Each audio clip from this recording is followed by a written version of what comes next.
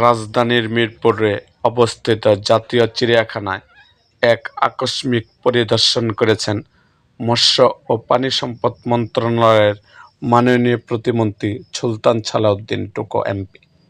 রবিবার 14 জুন 2026 তিনি চিড়িয়াখানার প্রাঙ্গণে উপস্থিত হয়ে এর সার্বিক অবস্থা খতিয়ে দেখেন। পরিদর্শনের এক পর্যায়ে প্রতিমন্ত্রী চিড়িয়াখানার অন্যতম প্রধান আকর্ষণ ও সামাজিক যোগাযোগ মাধ্যমে ব্যাপক সাড়া জাগানো ভাইরাল মহিষ ডোনাল্ড ট্রাম্প এর এনক্লোজারে যান। সেখানে তিনি কিছুক্ষণ সময় কাটান এবং অত্যন্ত আগ্রহ নিয়ে মহিষটিকে হাত বুলিয়ে আদর করেন।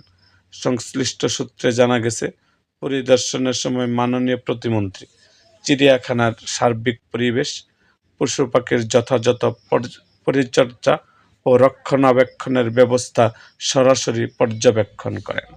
এছাড়াও বন্দি পশু পাখিদের নিয়মিত ও গুণগত মানসম্পন্ন খাদ্য সরবরাহ করা হচ্ছে কিনা সে বিষয়েও তিনি খোঁজখবর নেন।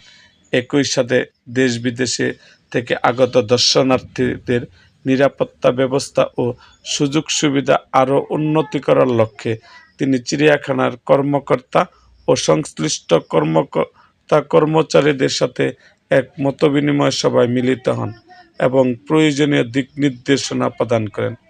উপস্থিত দর্শনার্থীরা প্রতিমন্ত্রীর এই আকস্মিক পরিদর্শন এবং পশু পাখিদের প্রতি তার এমন আন্তরিক ভালোবাসা দেখে সাধুবাদ জানিয়েছেন।